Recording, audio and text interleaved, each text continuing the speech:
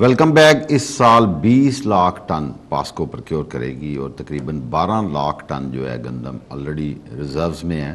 تو اس کا مطلب یہ ہے کہ تقریباً 32 لاکھ ٹن گندم جو ہے پاسکو کے پاس آ جائے گی ٹل کمپلیشن آف دی پرکیورمنٹ. اچھا, اس سال ویٹ پرکیورمنٹ پالیسی کیا ہے؟ ہمیں جب سعید صاحب گورنمنٹ نے ٹارگٹ دیا کہ 20 لاکھ ٹن گندم پرکیور کی جائے تو ہم نے اپنے تمام پلان کیے کہ ہمارے پاس آلریڈی 12 لاکھ ٹن موجود ہے. 20 لاکھ ٹن ہم پرکیور کریں گے تو 32 لاکھ ٹن گندم ہمارے پاس پرکیورمنٹ جب ختم ہوگی تو موجود ہوگی. ٹھیک ہے. اس کے ارینجمنٹس کیسے ہوں گے, کیسے 20 لاکھ ٹن لی جائے گی, کہاں رکھی جائے گی, کیسے رکھی جائے گی, پالیسی کیا ہوگی, اس کی ایک ڈیٹیل پالیسی ہم نے بنائی اور ہم نے ایشو بھی کر دی. اچھا, اس میں ایک چھوٹی سی ایک بات میں پوچھنا چاہوں گا. پرکیورمنٹ پالیسی کا آپ نے ذکر کیا. اس پالیسی میکنگ میں آپ کن کن لوگوں کو آن بورڈ لیتے ہیں؟ پرائس فکسیشن میں کاشتکاروں کو کبھی کو کال کیا ہو یا کیا کون کون لوگوں کو آپ ایز اے فیڈ بیک ساتھ لے کے چلتے ہیں تاکہ چیزوں کو فائنلائز کیا جا سکے؟ پاکستان میں جو ایگریکلچر گڈز ہیں ان کی پرائس فکسیشن کے لیے ایک ادارہ ہے, ہمارے فیڈرل ادارہ ہے, ایگریکلچر پالیسی انسٹیٹیوٹ. یہ کسی بھی فصل کو لگانے سے پہلے یا اس کی مارکیٹ میں آنے سے پہلے اس کی پرائس فکس کرتا ہے. ٹھیک ہے. اس میں وہ تمام صوبوں کے ایگریکلچر ڈپارٹمنٹس کے لوگوں کو بلاتے ہیں. اچھا جی. فارمرز کو بلاتے ہیں اور تمام سٹیک ہولڈرز کو بلاتے ہیں. اچھا.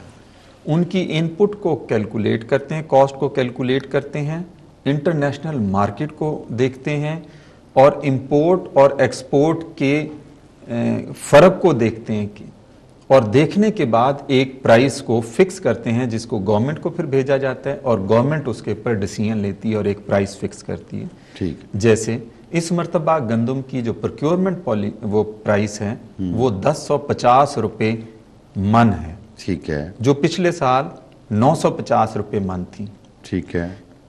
100 روپیہ پر 40 kg کے ساتھ انکریز ہو گئی. ٹھیک ہے. اور اس کی مین وجہ یہی تھی جس کا آپ نے ابتدائی اس میں اپنے کلمات میں ذکر کیا. فرٹیلائزر مہنگی ہو گئی, بجلی مہنگی ہو گئی, ڈیزل مہنگا ہو گیا, سیڈ مہنگا ہو گیا. یہ تمام چیزیں جو ہیں ورک آؤٹ کی گئیں اور 1050 قیمت فکس کی گئی. اب اس کے ساتھ ساتھ جو اس کے اندر ایک اہم رول بھی ہوتا ہے وہ یہ ہوتا ہے کہ کیا یہ پرائس انٹرنیشنل مارکیٹ کے کمپیٹیبل بھی ہوگی کہ نہیں ہوگی.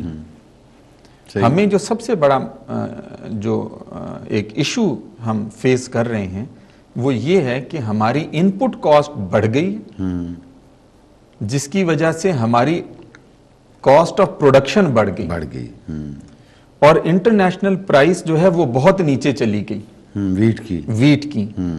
کل کی تاریخ میں $273 پر ٹن تھی گندم کی پرائس انٹرنیشنل مارکیٹ میں جو دبئی میں تھی, جبکہ ہمیں اپنی کاسٹ جو پڑتی ہے وہ 370-75 کے اوپر پڑتی ہے ہمارے گوداموں کے اوپر. میں یہ سمجھتا ہوں سر کرنا صاحب ٹو بی اوپن انف, ہم نے جب 950 روپے قیمت فکس کی تھی نا تب بھی انٹرنیشنل پرائسز بہت نیچے تھی. جی درست. 950 والا ایک بہت بڑا بولڈ ڈیسیژن تھا. درست کہا آپ نے. اور میں سمجھتا ہوں کہ کیمسٹری کا اسٹوڈنٹ ہوتے ہوئے وہ جو نا ایکویشنز کو بیلنس کرنا, ایکولیبریم لانا, وہ بیلنس ایکویشن آج تک بیلنس نہیں پھر ہوئی ہم سے.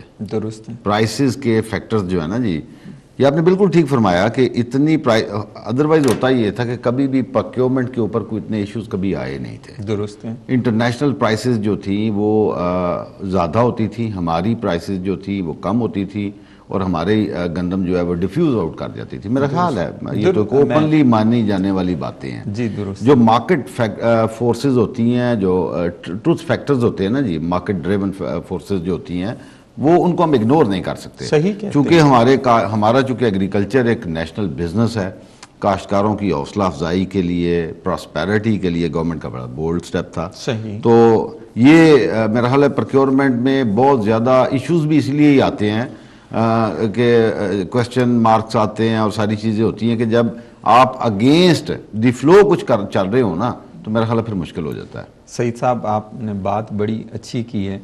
بولڈ ڈیسیژنز جب لیے جاتے ہیں نا تو وہ ہی بہتری کے لیے آگے کا راستہ بناتے ہیں آپ کے لیے. ہم اس جب کاسٹ کے اندر جیسے میں نے کہا $273 پر ٹن دبئی میں اس کی قیمت ہے, ہم نے اپنے کسان کو اگر اچھی قیمت دے رہے ہیں تو ہم آج اس پوزیشن میں ہیں جب سے 950 قیمت ہوئی ہے کہ پاکستان اپنی ضروریات کو پورا کرنے کے ساتھ ساتھ انٹرنیشنل کمیونٹی کے اندر فوڈ کو ایکسپورٹ کرنے کی پوزیشن میں ہے. اچھا, ہمارے پاس ہم لوگ روٹین میں کبھی کوئی ویٹ کے ایکسپورٹر نہیں رہے. جی درست ہے, نہیں رہے. اچھا, پچھلے سالوں میں ہم کوئی ایکسپورٹ کر سکے سر؟ جی ہاں,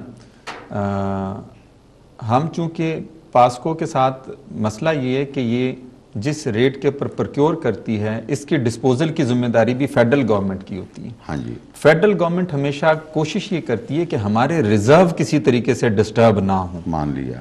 اس لیے وہ اتنے کین نہیں ہوتے اس کو ایکسپورٹ کر کے خالی کرنے میں. تو جب وہ ہمیں کبھی کہہ دیتے ہیں کہ آپ اس سرپلس ویٹ کو ایکسپورٹ کر دیں اس پرائس کے اوپر, تو وہ پرائس جنرلی کمپیٹیبل نہیں ہوتی انٹرنیشنل مارکیٹ کے ساتھ. اور اتفاق کی بات یہ کہ لاسٹ ایئر ہم نے کوشش بھی کی بنگلہ دیش گورنمنٹ کے ساتھ ایک MOU سائن کرنے کے لیے. ہمارا ڈیلیگیشن وہاں پہ گیا بھی. ہم نے ان کو $365 چٹاگانگ میں پہنچانے کی آفر کی.